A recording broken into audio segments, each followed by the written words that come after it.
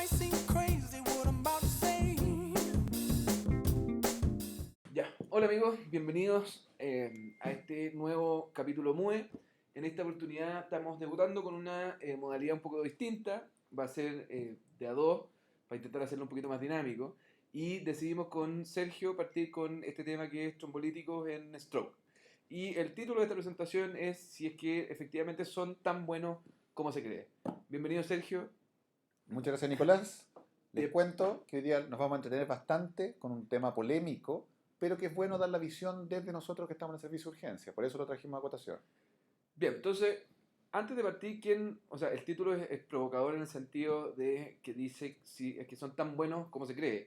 Y la primera pregunta evidente es quién cree que son buenos, ¿ya? Y si uno mira las recomendaciones actuales, esto es del American Stroke Association y que está avalado completamente por la Sociedad Americana de Neurología, y el TPA se considera como una recomendación clase 1, nivel de evidencia A, dentro de las primeras 3 a 4,5 horas para los pacientes que han tenido o que están sufriendo un stroke, ¿ya? Es una recomendación clase 1, ¿ya? Por lo tanto, eso debería significar que detrás hay un montón de trabajos randomizados, trabajos clínicos randomizados, doble ciego, que llegaron a la conclusión después de evaluar el resultado de miles de pacientes en que efectivamente esto es el tratamiento que deberían recibir los pacientes que han tenido stroke.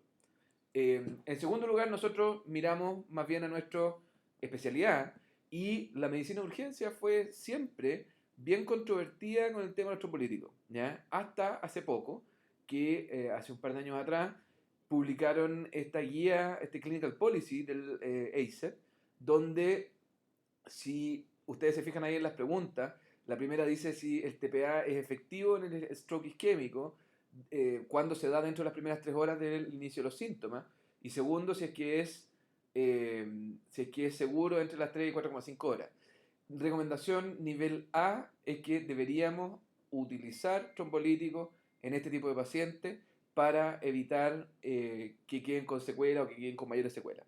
Por lo tanto, tenemos un punto de partida año 2014, que es que ambas sociedades, americanas al menos, y esto se reproduce en sociedades de otros países, eh, recomiendan con un nivel de evidencia tipo 1 el uso de trombolíticos en stroke. ¿Qué te parece, Sergio? El tema es complejo porque cuando uno saca una evidencia a nivel A, que es lo que aparece en la Stroke Association, significa que, dada la revisión de la evidencia, es suficiente para concluir, sin necesidad de futuros trabajos o de corroborar esto, de que la terapia es beneficiosa, en el caso de ser tipo 1A.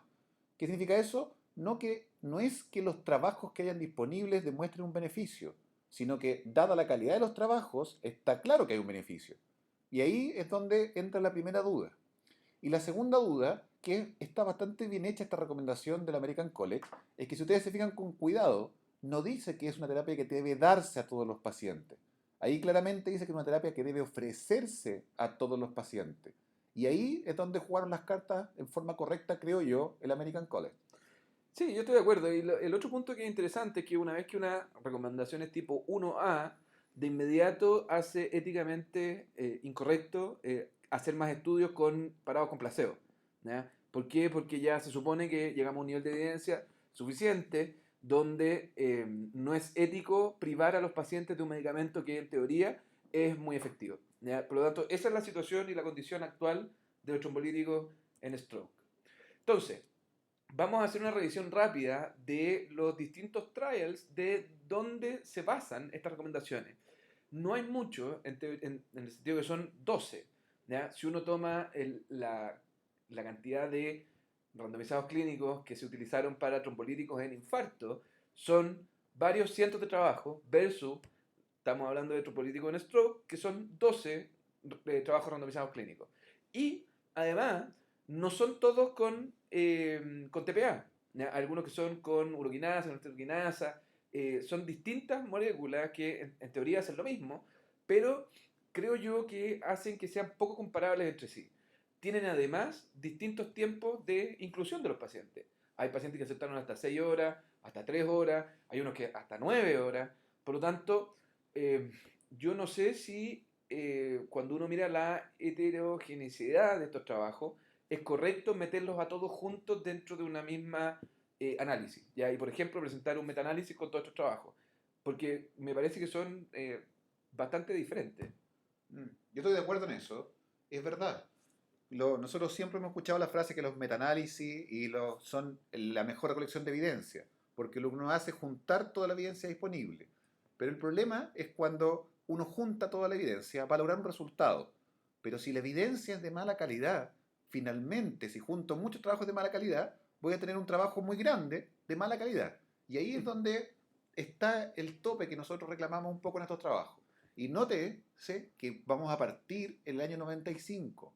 Es donde aparece la primera evidencia que tiene que ver con la trombolisis en stroke.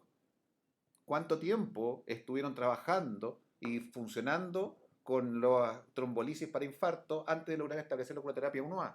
Y esa es la pregunta, ¿por qué avanzamos tan rápido? Entonces, partimos en el 95, como bien dice Sergio, el trabajo Mass Italy, un N pequeño para este tipo de trabajo, 622, publicado en el Lancet, tiempo menos de 6 horas, y los resultados mostraron que la mortalidad temprana aumenta, pero que existe a largo plazo, o sea, a 90 días, una disminución leve de la dependencia. Este trabajo, si uno mira las conclusiones, no hay diferencia, y lo plantean así, entre el trombolítico y no trombolítico. Segundo trabajo, el ECAS 1, del año 95, N de 620 pacientes, nuevamente 6 horas. Aquí incluyen strokes de moderados a severos y no encontraron diferencia en mortalidad o dependencia. Estos trabajos están presentados así en ese color, dependiendo del resultado final. Dale.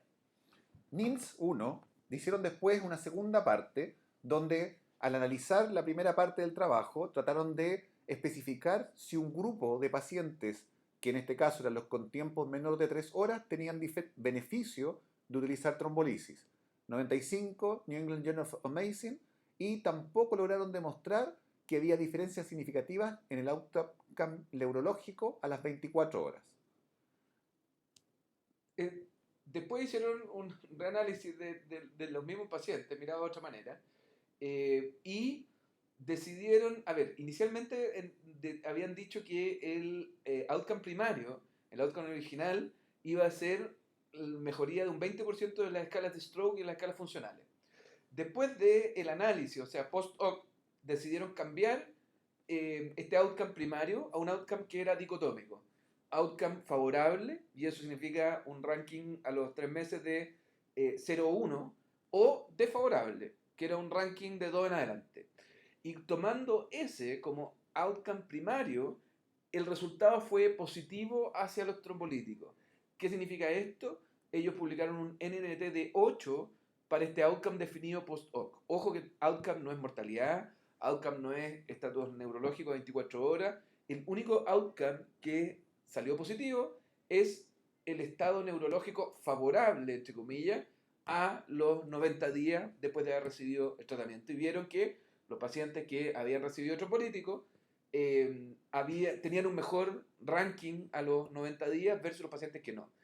Ahora, dentro del mismo trabajo, también está que aumenta en forma significativa el sangrado, ¿ya? Y significativa significa 10 veces más frecuente el sangrado intracraneano que en el grupo de pacientes que no recibió trombolítico. Este del 95 es el primer gran trial que demuestra un resultado favorable hacia los trombólíticos, que es favorable, ahora uno tiene que darle el peso que tiene. Claro, pero no se olviden que este es un análisis posterior de la misma base de datos. Por lo tanto, después que tú tienes tus resultados y tus datos, empiezas a buscar alguna combinación que muestre un beneficio.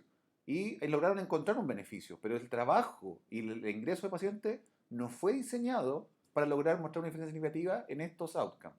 Y esa es una trampa, porque cuando uno diseña un trabajo, tiene que primero establecer cuál es su outcome y ajustar según eso todas las variables de pacientes que va a ingresar y los criterios de inclusión y exclusión. Por lo tanto, demuestra beneficio, pero tiene su trampita. Luego viene el año 96, dos trabajos que es el MAST Europe y el ASK, que uno publicado en New England, otro en el JAMA. Uno consideró 6 horas, el otro 4 horas, y aquí ambos trabajos salieron negativos, ¿ya? En el sentido de que ya no da lo mismo, sino que el grupo que recibió trombolítico presentó más efectos adversos y hubo una tendencia a la mortalidad dentro del grupo, en el fondo, de estudio, ¿ya? Comparado con el grupo control. En el Mass Europe eran 310 pacientes, la hemorragia intracraniana fue de 21% del grupo trombolítico versus 3% del grupo no, y la mortalidad, que fue estadísticamente no significativa, es de 47% en el grupo que recibió trombolítico versus 38% en el grupo que no. Se decidió suspender precozmente por estos resultados. Y en el ASC vimos algo más o menos similar. La mortalidad se vio aumentada a 3 meses y con un OR de 1.83. Y si ustedes miran los intervalos de confianza, no atraviesa la línea de un efecto, no atraviesa el 1. O sea, eso es significativo, ¿ya? Por lo tanto, se decidió suspender este trabajo porque encontraron que había un aumento en la mortalidad. Entonces, año 1998, ECAS 2, trabajo con TPA, 800 pacientes, eh, menos de 6 horas en tiempos de inclusión, no encontraron diferencia en los scores de funcionalidad medidos a los 3 meses. No encontraron daño a los pacientes que recibieron trombolítico, pero no había diferencia entre los que recibían y no recibían. Atlantis B, TPA nuevamente, año 1999, publicado en el JAMA.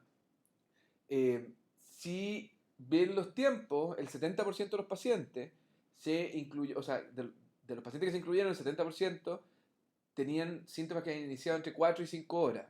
No había, a los 3 meses, no había diferencia en dependencia o muerte, pero sí había un aumento significativo de la hemorragia intracraneana, 7% versus 1. Y cuando miraron la mortalidad total, vieron que había una diferencia que no alcanzó a ser significativa, pero que los pacientes que recibían trombolítico se morían en un 11% versus un 7% los que recibían placebo. Resultado, se suspendió el trabajo en forma precoz porque se consideró que era dañino para los pacientes porque aumentaba en 7 veces el riesgo de hemorragia intracraneana y se suspendió en forma precoz por poca probabilidad de demostrar beneficio. Atlantis A, TPA nuevamente, el 2000. Este trabajo es interesante, son 142 pacientes. Estaba programado para mucho más. Incluyó tiempo menos de 6 horas de iniciado los síntomas. Y lo que midieron ellos fue una mejoría del NIH score de 4 puntos a las 24 horas. Se dieron cuenta que a las 24 horas era mejor para el grupo que había recibido trompolítico, pero cuando los volvieron a analizar a los grupos al mes, se dieron cuenta que el grupo que recibió placebo estaba mejor en este punto. Lo que sí estaba claro era que la hemorragia intracraniana era de 11% en un grupo que recibió trompolítico versus 0% en el grupo que no recibió trompolítico. Mortalidad a 3 meses, 23% versus 7%. Resultado, se considera un trabajo dañino, se suspende en forma precoz por aumento de la hemorragia intracraneana y una tendencia a la mortalidad. Dos cosas importantes acá. Uno, que en este momento, del 2000 en adelante, ya la evidencia del NINS había sido validada como evidencia 1A. Por lo tanto, todos los trabajos que hasta este momento iban saliendo, pequeños o más grandes, no volvían a reevaluar el uso de los trombolíticos entre las 0 y 3 horas, sino que, por ejemplo, Atlantis A evalúa entre las 3 y las 6 horas de evolución. ¿Por qué? Porque ya se había establecido que la evidencia era clara para las 0 a 3 horas. Y este trabajo, en ese periodo de ventana, como decía Nicolás, no muestra beneficio. Porque es verdad, puedo lograr demostrar que a las 24 horas el paciente clínicamente está mejor, pero el individuo probablemente como resultado final, su objetivo no es estar mejor las 24 horas, sino morirse menos e irse a la casa caminando. Y ahí es donde entra la discrepancia en qué es lo que fijo yo como lo que quiero para mi paciente como beneficioso. Precisamente eso hace que trabajos como el DIAS 2 meta e incluya pacientes entre 3 y 9 horas. Como bien dice Sergio, antes, a esta altura ya, o sea, bajo las 3 horas, y el 2008 ya era una recomendación clase 1A, no se ponía en duda de que los tropolitíticos son efectivos antes de las 3 horas.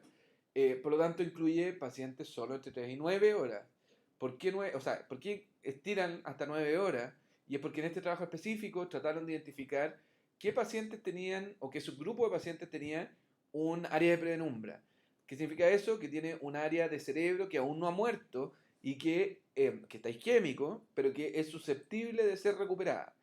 Esto lo hicieron a través con imágenes, con CT y resonancia, y a ese grupo de pacientes, o sea, entre 3 y 9 horas de iniciar los síntomas, con área de penumbra, se le dio distintas dosis de trombólítico y no lograron demostrar diferencia entre el grupo que recibió alta dosis de trombólítico, la mitad de la dosis o placebo. Lo que me parece que desde el punto de vista fisiopatológico es bien interesante. Lo que sí vieron que el grupo que recibió dosis completa de trombólítico tenía una tendencia a nuevamente mayor mortalidad. Resultados de este trabajo se consideró sin diferencia. Nótese que acá agregaron un elemento extra que, lo vamos a insistir más adelante, trataron de elegir al paciente correcto. No solamente se basaron de que tuviera un accidente vascular, sino que alguna evidencia extra de que este individuo con un accidente vascular se beneficiaba de la intervención. Y ahí está la trampa de trabajo. Probablemente ahí está, independiente de cómo está el resultado, está apuntando en la dirección correcta. Está bien pensado, ¿cierto? Luego viene el ECAS-3, 2008, de nuevo, New England Journal of Medicine, entre 3 y 4,5 horas. Y en este trabajo demostraron o lograron demostrar que los pacientes que recibieron trombolítico entre las 3 y las 4,5 horas tenían un mejor outcome para los scores funcionales a los 90 días. Sin diferencia en mortalidad, se siguen muriendo igual, sangran más, pero el resultado se considera un trabajo positivo porque el outcome que definieron como significativo, el outcome primario, mostró un beneficio hacia el grupo que recibió trombólítico. Ahora, si miran bien el OR, es 1.34 y miren los intervalos de confianza, la línea de no efecto está en el 1. ¿Ya? Por lo tanto, 1.02 significa que el trombólítico está ahí rajuñando la línea del no efecto. Y fíjense que ECAS no aporta información extra al NINS. Esto es entre 3 y 4,5 horas. El NINS es entre 0 y 3 horas. Por lo tanto, cuando yo lo junto, no logro un grupo mayor de pacientes, sino que junto horas. Pero mi evidencia no es más dura. Tengan cuidado con eso. Salvo que planifique un trial como el IST3, que fue el año 2012, son 3.000 pacientes. O sea, si uno junta todo el número de pacientes de todos los trabajos que hemos revisado hasta ahora, es menos que la cantidad de pacientes que enroló el IST3, que es International Stroke Trial, que es un multicéntrico, son muchos países, y el tiempo de inicio de los síntomas iba entre 0 y 6 horas. El outcome primario que decidieron medir fue el porcentaje de pacientes vivos e independientes o con buen score funcional a los 6 meses. Y tomando en consideración este outcome, no lograron encontrar una diferencia significativa entre el grupo que recibió trombólítico y el grupo que recibió, o sea, que no recibió trombólítico. Lo que sí hicieron es algo que no entiendo, porque en realidad de estadística es poco lo que entiendo, pero pusieron que un análisis ordinal mostró una tendencia favorable hacia el trombólítico. Es considerado por todo el mundo como un trabajo negativo, pero la buena intención de algunas personas hacen creer que es un trabajo positivo. No sé cómo lo entiendes tú, Sergio. Este trabajo, yo creo que es probablemente el que tiene más peso estadístico. Es el que nos responde la pregunta. Si yo coloco a todos los pacientes entre 0 y 6 horas, le ofrezco trombolíticos y además busco el resultado que al paciente le interesa, que el paciente 1 esté vivo y 2 que a los 6 meses pueda hacer su vida normal, eso es lo que quiero saber. Y este trabajo no muestra beneficio. Es verdad que ellos plantean que si siguiéramos haciendo crecer la muestra y siguiéramos la tendencia, que a eso se refiere con ese análisis, de lo que estaba ocurriendo en este trabajo, probablemente al juntar 6.000, 9.000 pacientes, podríamos estadísticamente demostrar que hay un resultado positivo. Pero recuerden que la estadística es una representación de una realidad y tiene un rango de error. Significa que puede ser que yo siga haciendo crecer los 3.035 pacientes y finalmente no te muestre beneficio porque se comporten distintos. Por lo tanto, que haya una tendencia no significa que la realidad se va a comportar igual que mi muestra. Y eso es lo que hay que tener cuidado. Este trabajo, bien hecho, bien orientado, número apropiado de pacientes, no mostró beneficios significativos. Esa es la conclusión. Si estuviéramos hablando de un trabajo con 140 pacientes, me parece razonable de que dijeran algo así. O sea, si seguimos incluyendo pacientes y asumiendo que se van a comportar igual, como dices tú, Sergio, me parece razonable. Pero estamos hablando de un trabajo de 3.000 pacientes. O sea, ¿qué tan pequeño es el beneficio que necesitamos 25.000 pacientes para lograr demostrar un beneficio de una intervención? No, yo me quedo con que es un trabajo negativo. Y probablemente estoy de acuerdo contigo en que desde el punto de vista metodológico, el mejor trabajo y el que te apunta a responder la pregunta que necesitamos. Poniendo de un punto de vista más visual, ¿ya?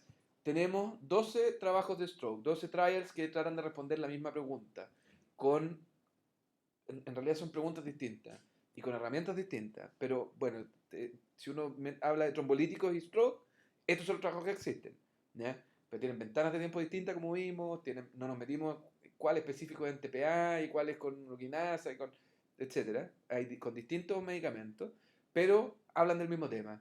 De esos 12, hay dos que fueron positivos, y como dice Sergio, uno es entre 0 y 3 horas y el otro es entre 3 y 4,5. Por lo tanto, no, me parece que no son sumativos, o sea, no es que uno apoye o vaya a confirmar el otro, sino que son poblaciones distintas. Tenemos 4 trabajos que demuestran claramente que hay un daño del paciente. Y tenemos 6 trabajos que dicen en realidad no tiene beneficio, ¿ya? Los pacientes no se mueren más, pero en realidad la intervención que estamos haciendo no tiene ningún beneficio.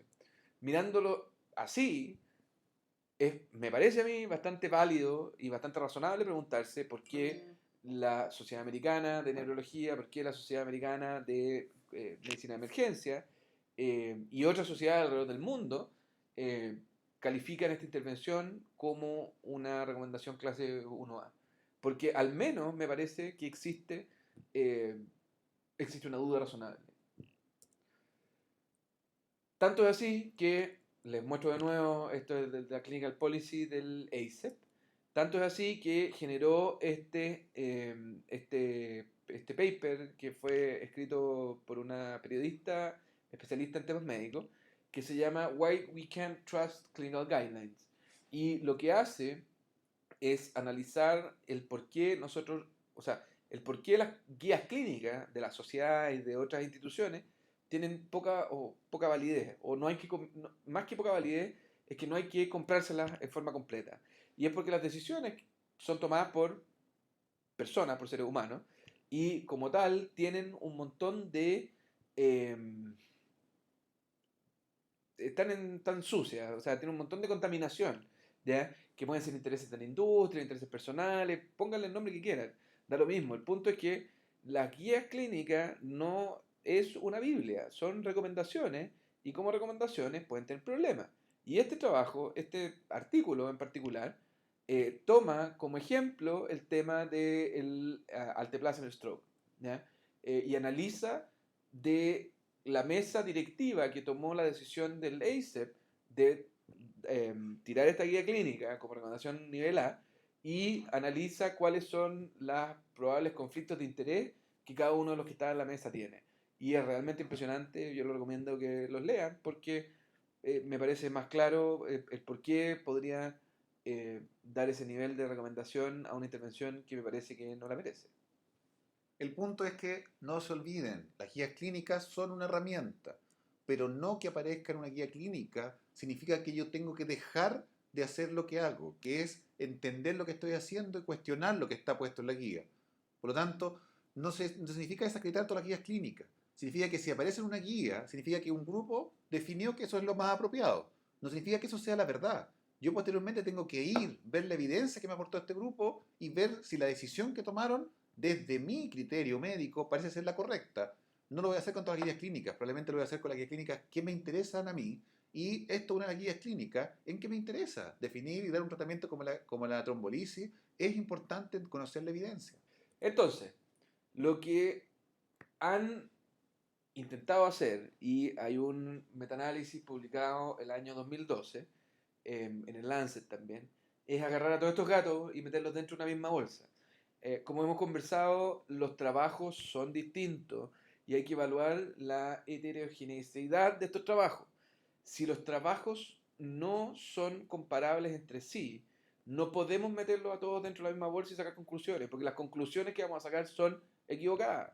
Si metemos, como decía Sergio en una de las pruebas anteriores, si metemos una gran cantidad de trabajo malo y lo juntamos, tenemos un gran trabajo más malo, ¿ya? O igual de malo. Pero no podemos creerlo. Y aún así, tomando en consideración este último metaanálisis del año 2012, mostrándoles una sola tabla para que discutamos qué es lo que vemos. fíjense esta tabla, en el medio, en el 1 está la línea de no efecto. Si me muevo a mi derecha o a la izquierda, a la derecha, a la izquierda de la pantalla, significa que la intervención que estoy midiendo o el efecto que estoy midiendo es favorecida por los trombolíticos. Si me muevo para el otro lado, significa que los trombolíticos disminuyen lo que estoy midiendo. Miren el primero, que es muerte. ¿Ya? O sea, no es muerte, no es cualquier cosa, es mortalidad. Si tú tomas en consideración todos los trials, los trombolíticos aumentan la mortalidad de los pacientes que la reciben. Así de claro. No atraviesa la línea del 1, está hacia mi derecha y es que los trombolíticos aumentan la mortalidad. Si ves el segundo punto, hemorragia intracraniana fatal, no cualquiera, ni sintomática ni nada, fatal. Claramente se va hacia la derecha y el OR está alrededor de 5 cuando mete a todos los pacientes. Cuando, y además después ponen la mortalidad sacando o excluyendo a los pacientes que tuvieron hemorragia intracraniana fatal. Y al sacar a los pacientes que sangraron, el efecto se anula. Y la mortalidad es igual entre los dos grupos. O sea, ¿qué entiendo yo de esto?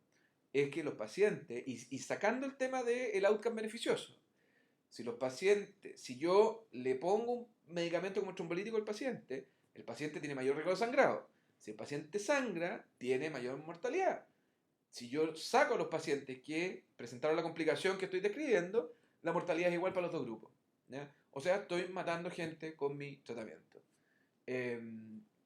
No sé si tú lo interpretas de Sí, otra manera. yo voy a insistir un poco en el tema del metaanálisis. De verdad, todos hemos aprendido de la medicina basada en la evidencia que el metaanálisis es la mejor evidencia disponible, pero un metaanálisis mal hecho sigue siendo mala evidencia. Por lo tanto, si me abstraigo de esta tabla y solamente analizo el trabajo del IST3, que es un trabajo bien hecho, lo que demuestra esto es que el IS3 nos dice que la mortalidad al usar trombolíticos aumenta. Y eso es indudable. Segundo, que esta mortalidad aumenta a expensas de mayor sangrado cerebral. Y eso es indudable. La curva, o sea, el punto está claramente al lado del riesgo de la línea cero. Y que no aumenta la mortalidad por otras causas. Por lo tanto, no puedo dudar en este momento, con la evidencia disponible, sin considerar los trabajos previos, que los trombolíticos aumentan las complicaciones en hemorragia intracraniana y aumentan levemente la mortalidad. Por lo tanto, si yo lo voy a establecer como una terapia válida, tengo que tener un beneficio bastante claro y con un rango bastante ancho, porque no estoy luchando por bajar la mortalidad del paciente, estoy luchando porque los pacientes queden con menos secuelas, pero a expensas de que se me van a morir más pacientes. Y aún así, aunque tu beneficio fuera tremendamente evidente y mayor, estás hablando que se están muriendo más pacientes. O sea, ¿qué cosas podemos poner por sobre la mortalidad?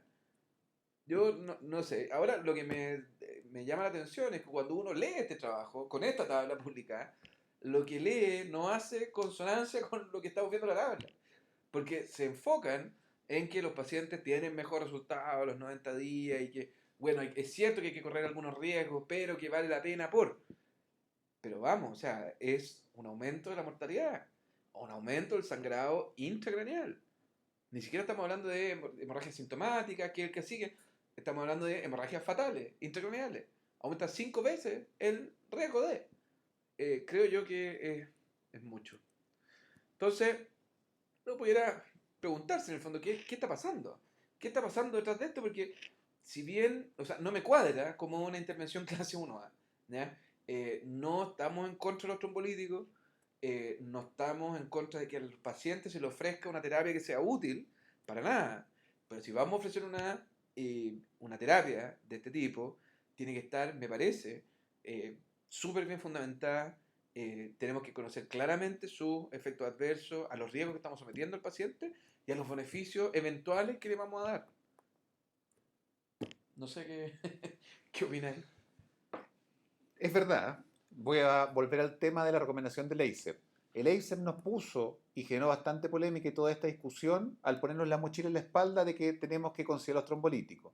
Pero creo que también nos ofreció una vía de escape, no en el sentido de que no tengamos que hacerlo, sino que colocó una pequeña frase en su guía clínica que dice que nuestro objetivo es ofrecerle al paciente esta terapia. Y significa ofrecerle, significa que el paciente tiene que entender que yo tengo un tratamiento, que hay alguna evidencia que me dice que tiene beneficios. ¿En qué? En que quede con menos secuelas. ¿A costa de qué? A costa que haga más complicaciones. Y el paciente tiene que decidir si quiere o no quiere una terapia con esos riesgos. Y además, en el segundo punto, que yo creo que es beneficioso de esta guía clínica, es que nos define que la persona que va a administrar el trombolítico tiene que ser un individuo entrenado en la administración de esto. Tiene que ser bueno para darlo y para manejar sus complicaciones.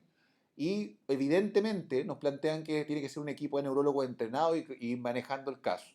Por lo tanto, a pesar de que nos piden que tengamos y usemos trombolítico en el servicio de urgencia, si nosotros nos basamos en la guía, no somos la persona que está ahí para aplicar los trombolíticos. Estamos ahí para evaluar al paciente y cuidarlo y explicarle sus riesgos-beneficios. Yo estoy, no puedo estar más de acuerdo y entramos a un tema que para mí es aún más polémico y me causa bastante más incomodidad, que es cuando como salud pública se toman decisiones, como por ejemplo que tenemos que tener trombolíticos disponibles 24/7 para todos nuestros pacientes en el hospital público que ingresen con un stroke. Am, Suena bien, ¿ya? Suena bien. ¿Por qué? Porque es una terapia que ha demostrado algún efecto. Hemos discutido cuáles son esos efectos positivos, hemos discutido cuáles son los efectos negativos, pero está bien. Incluso si hubiera demostrado un efecto menor, es razonable querer ofrecérsela a todo el mundo, ¿ya? Porque gastar plata en tener esta terapia disponible en los servicios de salud pública es un gasto enorme. Esta es la famosa droga, que es el Lactilice. Vienen un frasco 50 miligramos. Las dosis para un paciente normal, y por normal sobre 60 kilos, va a requerir siempre 2 frascos. ¿Ya? Si esta intervención fuera gratis, o el medicamento fuera gratis, como por ejemplo, no gratis, pero no sé, porque de un medicamento barato, el Lepersil, da lo mismo, para poner un ejemplo.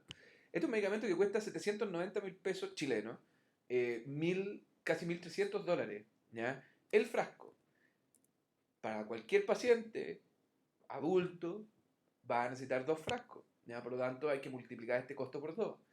Cada vez que se usa este medicamento en algún paciente, hay que reponerlo. Cada vez que no se usa por mucho tiempo, el medicamento se vence y hay que reponerlo. Por lo tanto, el tener disponible 24/7 en nuestra institución este medicamento es un costo no menor. Ahora uno podría decir, bueno, dentro de los costos de un servicio de salud que maneja como sistema, puede ser hasta deleznable. Pero, ojo, porque cuando uno hace una intervención de este tipo, tiene que tratar no solo de considerar cuáles son los efectos benéficos de esa intervención, sino que a cuántos de mis pacientes voy a beneficiar con esta intervención. Y en el mejor de los casos, esto fue una campaña que se llama FAST, que esta en particular es de Unión del United Kingdom de Inglaterra, donde intentaban concientizar a la población de que si tenían algunos de estos síntomas, fueran rápidamente a la urgencia. Esto es asumiendo que tiempo es cerebro, cosa que suena súper razonable, pero que creo yo que ha demostrado que al menos no se comporta igual que el corazón. Si la gente tuviera la educación suficiente y tuviera la preocupación suficiente para presentar estos síntomas y ir al servicio de urgencia, aún así, en el mejor de los casos, los que cumplen todos los criterios de inclusión y que no cumplen ningún criterio de exclusión, no es más allá del 10% de todos los accidentes vasculares. No es más allá del todo 10% de los accidentes vasculares. Para mí eso es una porción así de pacientes que eventualmente se pueden beneficiar de esta intervención. Si nosotros trabajamos y hacemos nuestra práctica clínica en un servicio público y en un servicio privado. En el servicio privado tenemos un equipo de neurología que es tremendamente proactivo y muy fuerte, y que tienen números que son súper interesantes. En este escenario, que no representa para nada la realidad nacional de Chile al menos, los candidatos trombólíticos son 8%, que queda para el sistema público.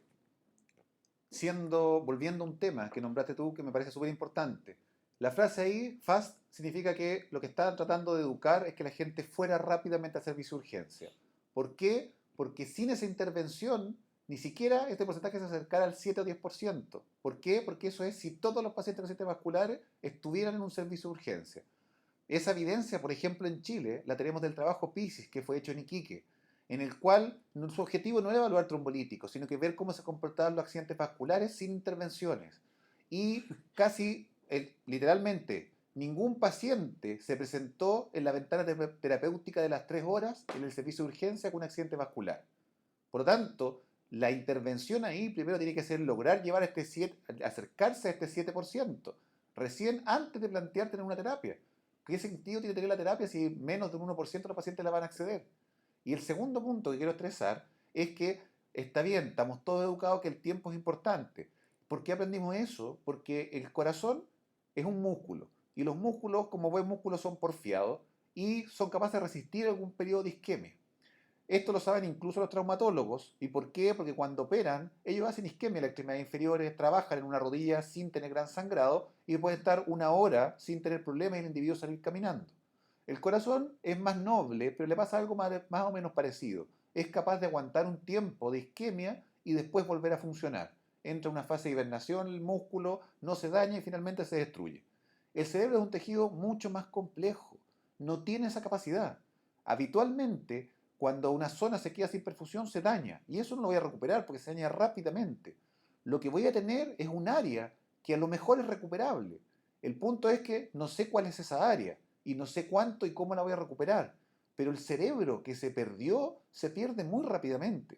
Por lo tanto, tratar de aumentar una ventana y comparar cerebro con músculo es una comparación bastante ilógica. No son lo mismo, no se pueden comportar igual y los trabajos nos demuestran que no se comportan igual. Mm. Parece estar determinado por la presencia de colaterales y lo hemos conversado con nuestro equipo de neurología, no tenemos hasta ahora cómo adelantarnos y saber qué paciente tiene colaterales y qué paciente no tiene colaterales. Hay pacientes que a los 10 minutos de una arteria tapada, sin colaterales, se acabó, el cerebro que está perdido. Hay otros pacientes que se tapa una arteria grande, pero logra vía colateral en el fondo perfundir el cerebro y ese probablemente se va a beneficiar de que nosotros vayamos a destapar la arteria grande que se tapó. Pero no tenemos un método razonable, y no es que nosotros, al Bisubi, no tengamos un método, a nivel de neurología, en el fondo como especialidad, se están preguntando eso, ¿cómo logramos identificar al subgrupo de pacientes que eventualmente se van a beneficiar? Una vez que logran identificar a ese subgrupo que claramente se beneficie, yo apoyo a los políticos. Porque De todas sirven. maneras, porque sirven. El paciente lo necesita. Entonces, volvamos, 7 a 10% de todos los strokes, si tomamos y aquí el NNT y el NNH, el NNT es el número de pacientes que yo necesito darles el tratamiento para que uno muestre o tenga el outcome beneficioso que yo quiero. Y ojo que estamos hablando, tomando NINS y ECAS-3, un outcome funcional mejora a los 90 días. Para eso estamos tratando a la gente, porque eso es lo que se ha demostrado. Y el NNT es de 14. Necesito tratar a 14 pacientes para que uno se beneficie. Y el NNH es cuántos pacientes necesito yo tratar para que uno tenga un sangrado intracraniano mayor. Y ese es 28. Desde el punto de vista de salud pública, yo necesito ver 400 strokes para que 28 de ellos sean candidatos, ya que es el 7%. Si yo trato a esos 28 candidatos, porque no cumplen ningún criterio de exclusión y porque cumplen todos los criterios de inclusión, incluyendo el tiempo, 2 de estos pacientes se van a beneficiar, que significa que van a tener un score de ranking mejor a los 3 meses, y uno va a tener un sangrado intracraniano de 400 pacientes.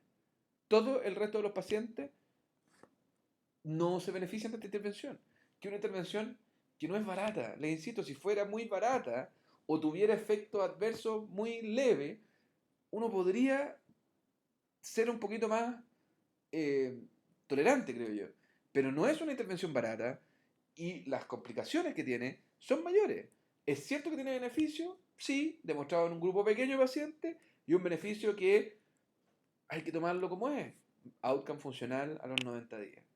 Ahí hiciste tú delante una comparación bien interesante. El Espercil es un fármaco barato que tiene cero riesgo asociado a su utilización en forma apropiada y que un trabajo bastante grande que el CRASH-2 logró demostrar que tiene un mínimo beneficio.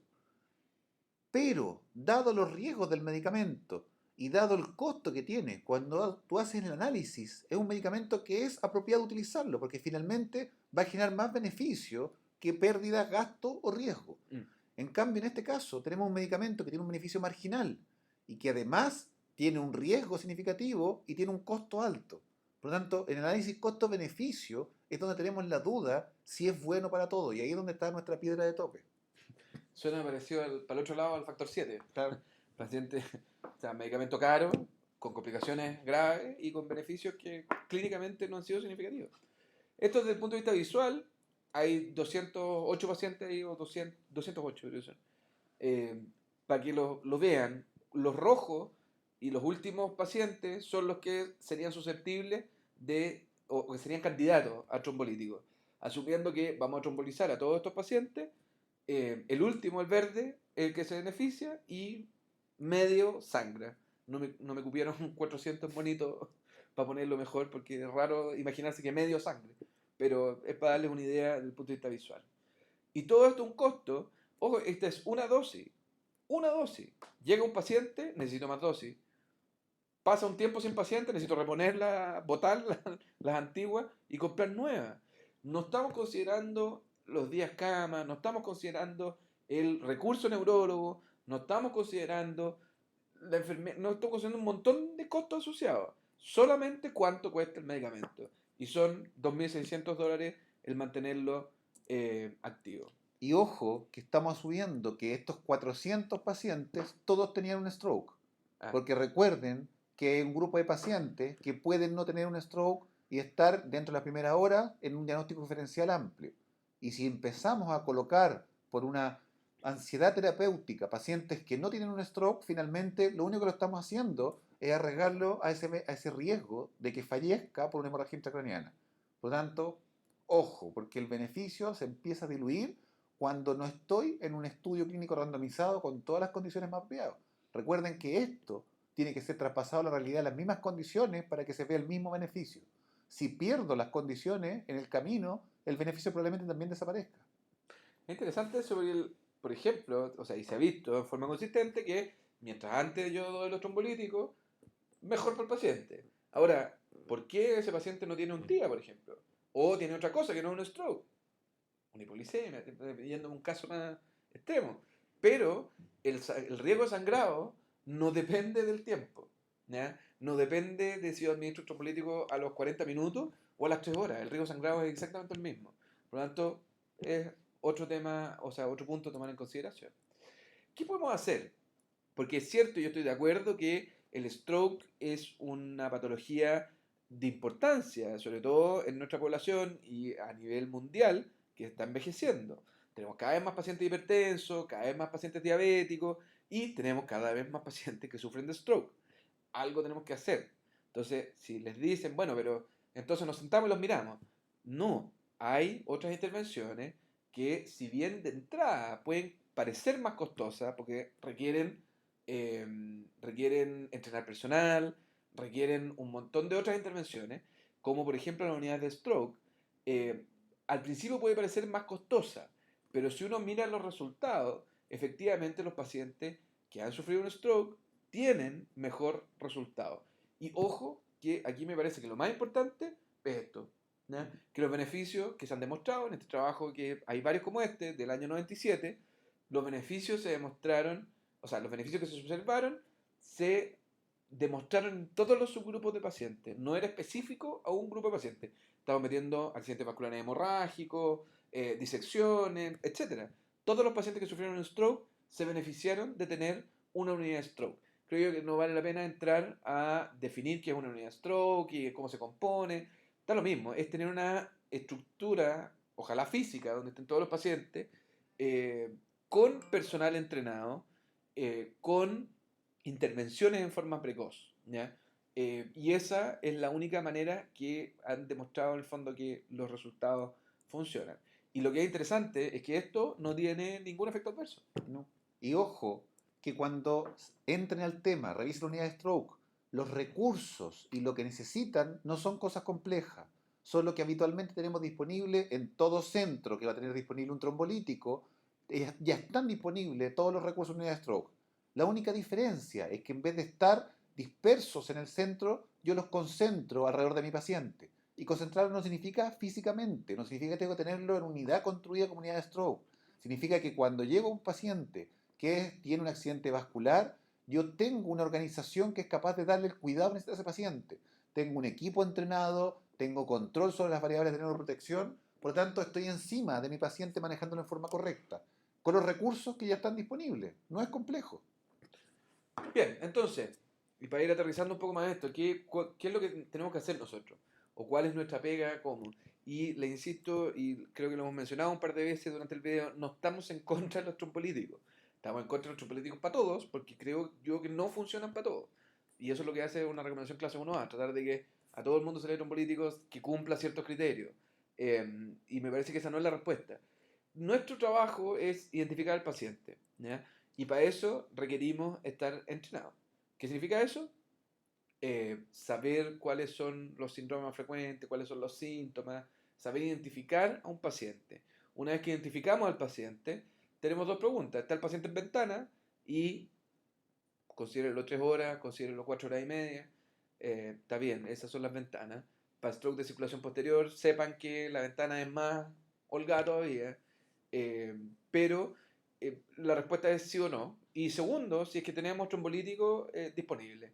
Si la respuesta a estas dos preguntas es sí, entonces yo gatillo de inmediato una conducta que es, fuera de hacer una evaluación primaria, necesito un escáner de cerebro con este paciente porque si aparece que tiene un subdural o un HCA o un hemorrágico, se acabó la discusión. Segundo, necesito avisar a mi equipo de neurología, decirle, hey, tengo un paciente aquí que eventualmente pudiera ser candidato a trombolítico. Y tercero, que es súper importante, es pensar en los mimics, ¿ya? Si nosotros no pensamos en los mimics, el neurólogo no va a pensar en los mimics, ¿ya? Acuérdense de la hipoglicemia, acuérdense del electrocardiograma, ¿ya? Tomen un electrocardiograma a estos pacientes. Y hay otros como sodio, cuestiones más raras, pero bueno, está dentro de lo que tenemos que considerar. Y aquí vuelvo al tema que conversamos delante.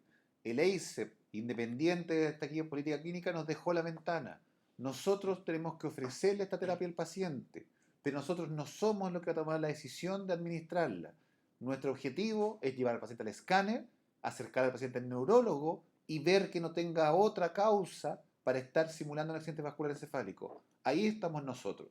Después que logramos eso, el resto del tratamiento es de los neurólogos y según su análisis de la evidencia, según su experiencia, según la política de su centro, ellos toman en conjunto con el paciente la decisión. Nosotros estamos aquí en la imagen, en el neurólogo, en el buscar las causas diferenciales y hacer esto bien y en forma rápida. Esa es nuestra pega. Y el ACER nos protege, no nos pide dar trombolítico. ¿Qué pasa, Sergio, si, por ejemplo, en el hospital público, justo ese día no vino el neurólogo y llega un paciente que está dentro de ventana? Suena absolutamente razonable que te pidan a ti, como médico especialista en urgencia, el tomar la decisión y indicar el trombolítico. ¿Qué opinas? ¿Qué harías con eso? Yo no Yo sé, creo, yo no... yo creo que la respuesta es clara.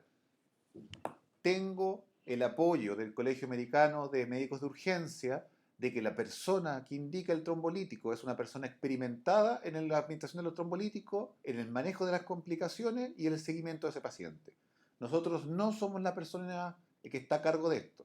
¿Qué significa eso? Que si llega una apendicitis y no hay un cirujano, no me van a obligar a entrar a pabellón por una apendicitis porque no estoy capacitado para hacerlo.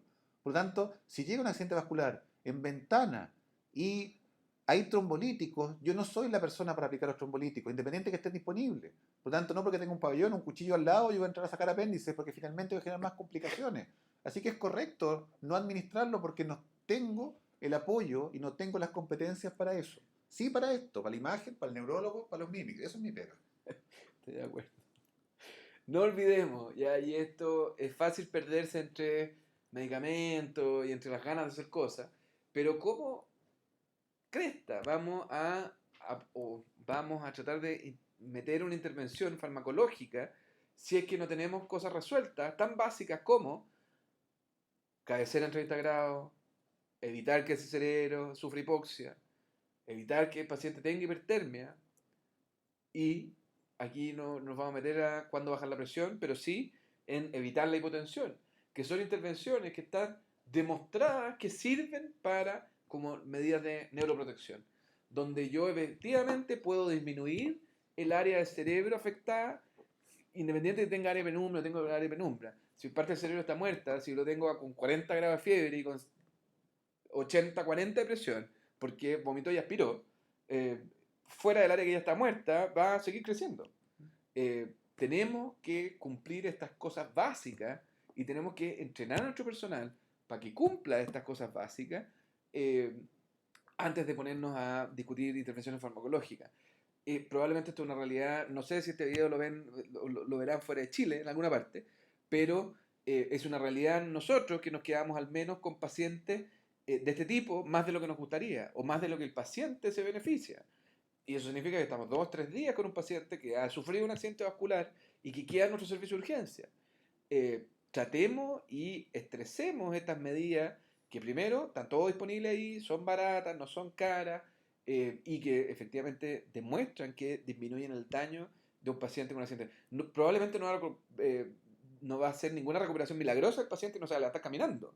Pero bueno, se podrá ir a la casa menos secuelado de lo que se están yendo en este momento. No sé qué opináis. Que voy a sacar a cotación una frase de mi jefe, que es que no puedo ponerme primero los zapatos y después las calcetas. Hay que hacer las cosas en el orden correcto. Y ya dijimos que el trombolítico es una terapia que con la evidencia disponible hay un grupo de pacientes que sí se beneficia. Pero el beneficio es pequeño, por lo tanto tengo que cuidarlo. Si yo tengo disponible trombolíticos, tengo que tener la capacidad después de mantener ese beneficio. ¿Qué significa eso? De proteger al paciente, que otro daño no me haga perder todo el beneficio que logré. Y ahí es donde estamos y nosotros vemos día a día que estamos cayéndonos y estamos haciendo las cosas al revés. El paciente puede recibir trombolítico, pero no tengo la unidad, el equipo y el seguimiento apropiado de este paciente. ¿Qué significa eso? Que invertí una cantidad gigantesca de dinero en tenerlos disponibles y finalmente el individuo hace una hipoglicemia sin que nadie se dé cuenta y todo el beneficio que obtuve se perdió. O el individuo hace una aspiración porque no tengo un otorrino para evaluar si lo puedo alimentar, hace una neumonía y secundario a la fiebre, aumenta el daño y pierdo el beneficio. Si hay que partir por lo simple, primero me pongo las calcetas, después los zapatos. Por lo tanto, cuando yo sea capaz de manejar mis pacientes con stroke, sea capaz de controlar las complicaciones, paso al siguiente escenario, que es tratar de, incluso en el grupo específico, lograr un mejor beneficio. Pero si no tengo lo básico, no puedo estar dando una terapia de primera línea si no tengo lo mínimo disponible. Y eso es un punto que nos estresa. Acá es donde debería estar el aporte, acá es donde tengo que poner las fichas antes que en apostarla a la trombolisis. Ya, ojo que esto no es una crítica para el equipo de neurología, ni mucho menos, esto es una crítica para nosotros. Estas intervenciones, que son claramente costo efectivas, son baratas y están demostrados que son beneficiosas, somos nosotros los encargados y los responsables de ponerlas en práctica.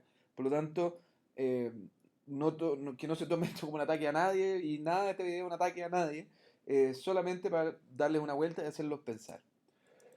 Finalmente, después de haber revisado toda la evidencia, después de haber discutido los trabajos, me parece que los trombolíticos en stroke, me queda la duda razonable de que sea una intervención costo efectiva.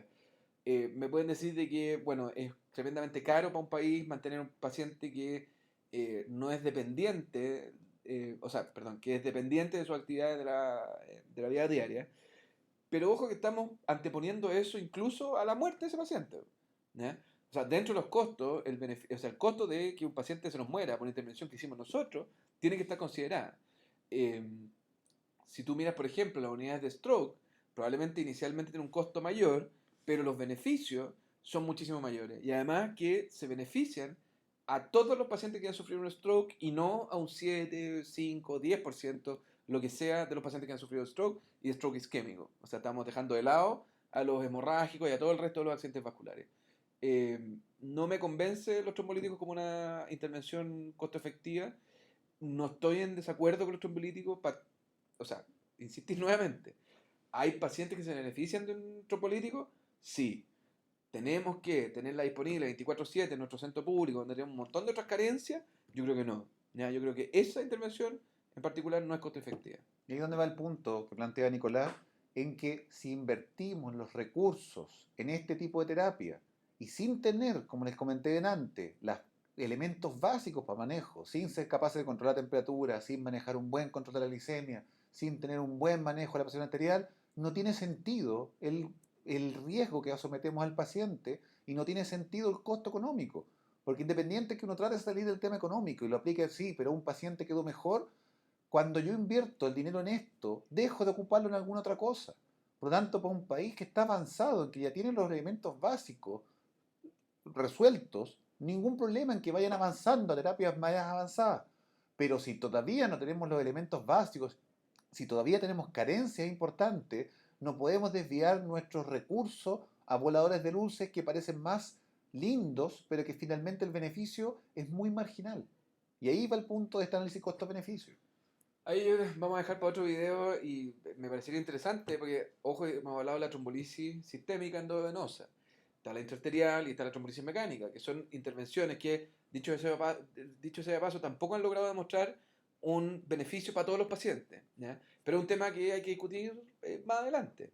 Como bien dice Sergio, son intervenciones que son aún más costosas, que requieren especialistas entrenados, por lo tanto el beneficio para lograr instaurar ese tipo de intervenciones debería ser francamente mayor del que hemos revisado hoy día los trombólíticos endovenosos. Entonces, para terminar, primero, el único beneficio demostrado, y que eso no se lo discuto a nadie, es que los pacientes que reciben trombólíticos en 2 de 12 trials tienen un mejor score de funcionalidad en los 90 días. Simple. Segundo, y que tampoco me lo puede discutir nadie, es que los riesgos aumentan. Si yo le doy un trombolítico a un paciente, sangra más. ¿Cuánto? En algunos trabajos 7 veces, en otros 12 veces, en globo 10 veces más sangrado intracerebral. Y ojo, porque cuando analizamos estos trabajos que demostraban daño por separado, todos mostraron una tendencia a la menor mortalidad. Pero cuando los decidieron juntar, ¿estamos de acuerdo en eso o no? Dejó de ser una tendencia y hay efectivamente una mayor mortalidad.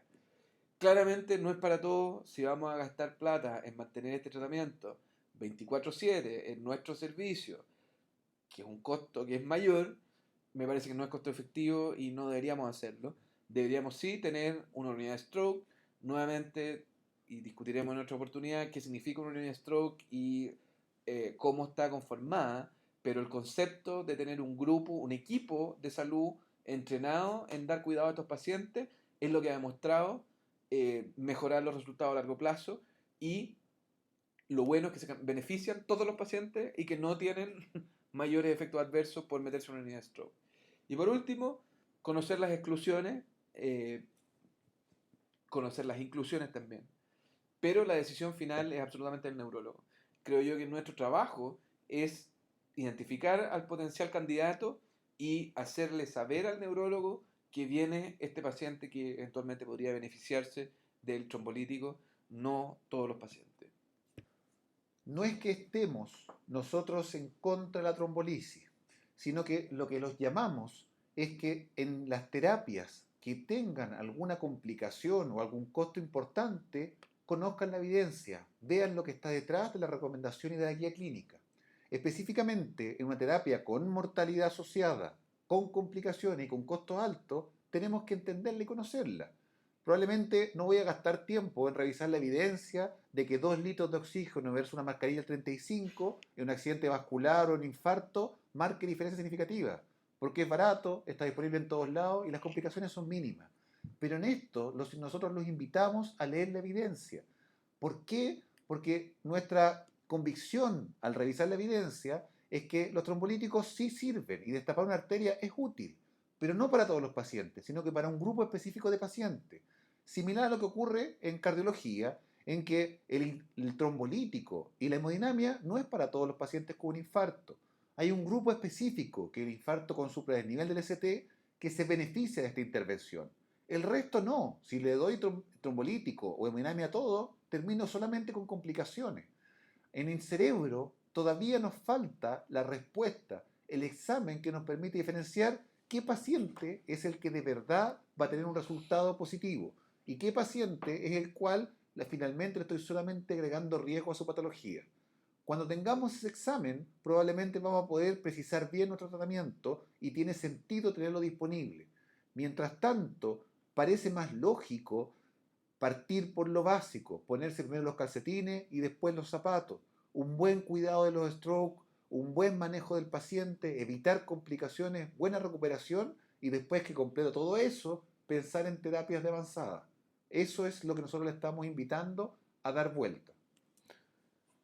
Bueno amigos, eso ha sido todo por esta sesión y antes de terminar me gustaría aclarar que eh, lo que hoy día escucharon en este video, o sea, no representa probablemente ni siquiera nuestro grupo más cercano, es básicamente nuestra opinión después de un tiempo de haber estudiado, de haber visto, de haber cuestionado este tema de los políticos.